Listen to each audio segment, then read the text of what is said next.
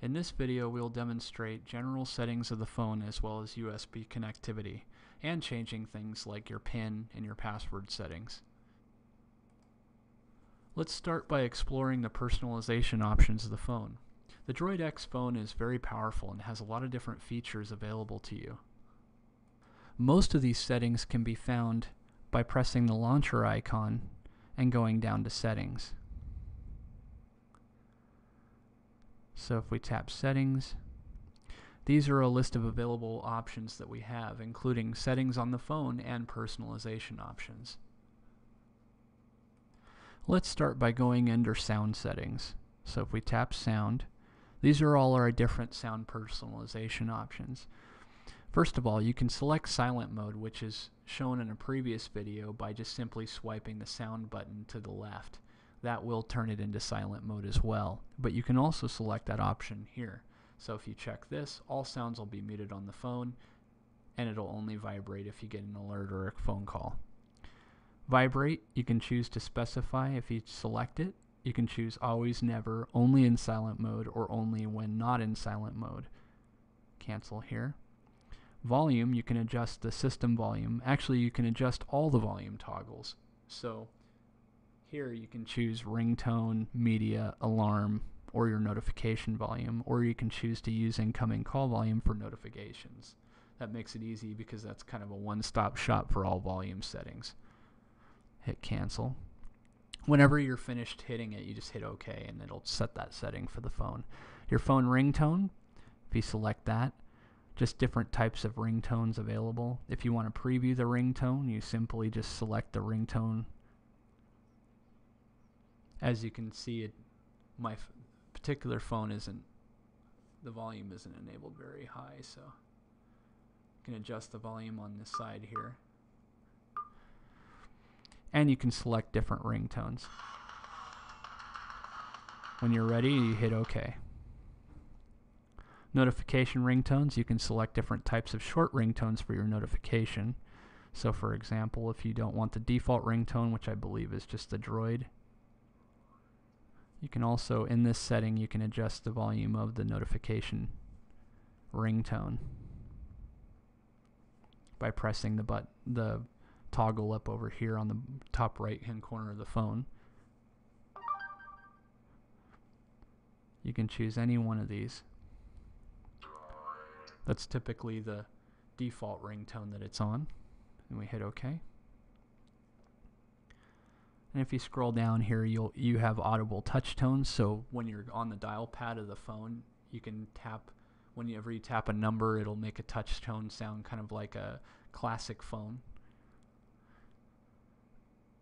You also have audible selections. This is if every time you tap a key or go into a specific application or menu, it'll make an audible sound. Screen lock sounds. If you unlock the phone, it'll make when locking or unlocking the screen, it'll make a sound. So like when you, kind of like an iPhone, when you turn it, when you unlock it, it'll make a click noise or something like that, and you can actually choose that. Haptic feedback, that's set by default on the phone. Whenever you do something, it'll buzz back at you. SD card notifications, that's to play a sound when the SD card is being enabled or disabled. An emergency tone, self-explanatory. Call connect, so you can have it emit a sound when your call is actually connected. Network loss tone, same thing. A lot of these are fairly self-explanatory. Smart sensor, you could double tap to silence the phone if you want. So like if you want a quick way to silence your phone, you could just and it'll silence the phone, which is kind of nice.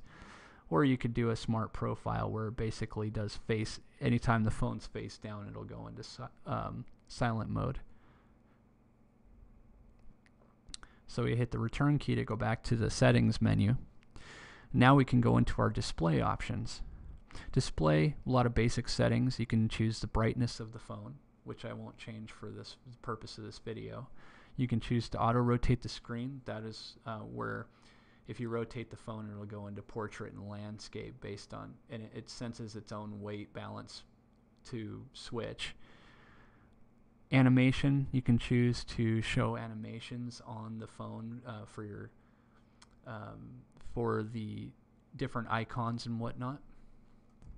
Or you can choose to, there's some themes that actually have background animations and it will show that as well. It's set to show it by default.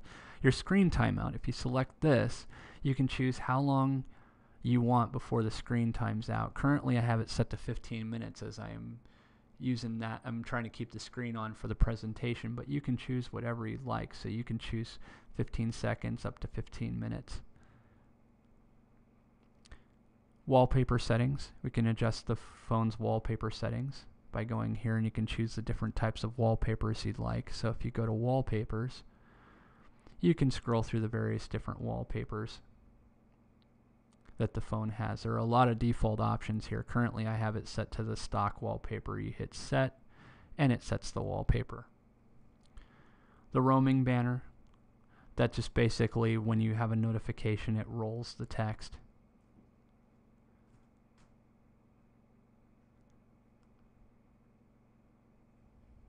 Oh, also too with that roaming banner, it'll display a notification text based on which wireless device you're using. So if you're going from a Wi-Fi network to a 3G network, it'll scroll the text showing you exactly where you are. Press the return key to go back to the main menu. You can choose your backup assistant options, change your PIN there. Location and security. If we tap that. This is a fairly important menu. If you want to turn off your wireless networks and your GPS to save the battery life, or for security purposes you want to disable those things, that's a good place to do that. Now, unchecking use wireless networks, that does not disable the 3G wireless on the phone. It only disables any extended wireless capability for getting to access points and whatnot. Local wireless, say that for the company. You can calibrate the compass if the phone's having problems with the compass. A lot of this don't really need to worry about too much. The one thing we do want to concern ourselves with is changing the screen lock. Say you don't really care for your particular PIN, you can change your PIN here, and it'll ask you to enter in your PIN twice. So for example, I'll enter in a default PIN here, and it takes us to the PIN menu. So you can choose either a PIN or a password. It's your choice. A PIN is a lot easier for a couple of reasons. One, it's easy to remember, and two, it's easy to type into the phone. So we'd choose PIN, PIN policy, hit OK, and we can choose a new PIN. In this case, now I'll type in 4444. Hit OK, and then 444 again. Oops. OK. And our PIN is now changed. Also too, you can choose the security lock timer, and this tells it basically how long when the display goes dark, how long after it's in standby that it'll lock the phone, and you have to enter the PIN in again. This is pretty handy if you want to change that setting, if you want to make it a shorter amount of time or a longer amount of time. The maximum time you can have is 15 minutes. Restriction lock, visible passwords. Much of this is unimportant. So we'll go ahead and press the return key to go back to the settings menu. Now we'll take a look at the account options. So if we go to accounts, this allows us to change the account settings. So as you can see here, I have a visual voicemail account, a web account, which is just my Gmail, corporate sync account, and backup assistant. Oops, go back here. Backup assistant, if you select that, that allows you to change your various backup assistant options, including the PIN for backup assistant. You can choose to sync now. This is for your contacts. When we set up the phone initially, we do set up a backup assistant sync account, and the phone contacts automatically get updated to it. As you can see here, it was last updated on 1/20 of 2011. And it updates to your account, Verizon Wireless, on the web. So you can press the return key here. That's pretty handy to know, so that way in case you lose the phone and you need your contacts back, you can easily do that as long as you're on the same account. Corporate sync, this is where you would change your password, as I demonstrated in a previous video about email. So if you select that, this is all the necessary information. Your username and password is mainly what you'd want to concern yourself with, although you can select additional items here, including turning off contacts and calendar for synchronization should you not want that. You can also scroll all the way down to the bottom of the list, and you can choose how long you want to sync your messages for. So right now I have it set for 3 days, which means that the phone will only display 3 days worth of messages, or I can select it and choose all of them, 1 month, 2 weeks, 1 week, etc., and then you just hit OK. Oh, you just select the one you want. So I have it 3 days, and then you hit OK.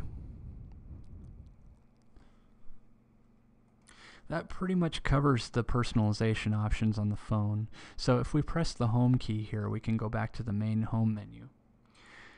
You can also retrieve a lot of the desktop settings by just simply pressing anywhere on the desktop where there are no icons. So if you press and hold, the phone will buzz and it'll give you an option for some different items, including your folders on the SD card, some shortcuts you might want to make to them, wallpapers. Wallpapers is what I demonstrated before, where you can set a different wallpaper. This is a shortcut to that. We also have widgets available. So there are several different widgets here. There are the Android widgets, which are stock with the Android operating system. This includes some basic functions like the clock. Widgets are kind of like gadgets in Windows 7 or widgets on a Macintosh, in that they're applications that sit on your desktop and display information or do various things. Some of them are animated, etc. And they're fairly useful for the phone. So let's go ahead and choose Android widgets.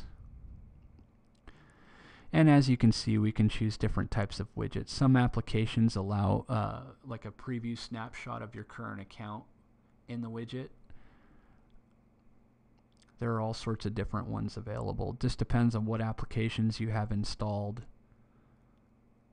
etc. There's an analog clock available, so if you have the analog clock, it'll put it on your desktop in an available spot, assuming it does have an available spot. And to move it around, you simply press and hold it like you would an icon, move it to the space it allows you to. So now we have an analog clock on the main screen. As you can see, I just received another notification. To delete a widget off of this clock is now set as a widget on the desktop. To delete it, you just press and hold it like you would an icon, drag it to the trash, and it's gone. Some pretty handy, fairly useful widgets I use. If you press and hold the desktop here, on the desktop, go to Motorola widgets. Motorola has made some really handy widgets. Some of these include photo widgets, GPS toggles, airplane mode toggles, a calendar. There's a calendar item. You can choose to have different types of calendars on there. In this case, I'll just choose Comp View. And if we press and hold, we can move it wherever we like. You can also change, see how it drew a box around that? You can also change the layout of it. So in this case, I want to change, we press and hold and move it over here, and it has this little box around it. We can move it to the type of box we want it to have. We can widen it out, press and hold it, widen it out. There, now it's a much larger. This is actually this is a neat widget in that it's displaying any upcoming meetings I might have. You can also place widgets on any one of your desktop screens. So for example, we have 7 total. We have the home page, and then we have all these different ones, as I've demonstrated before. You can place them on any portion. So if we went like this, went in there to Motorola gadget or widgets, excuse me, and we wanted to put an airplane toggle, we now have that on the desktop.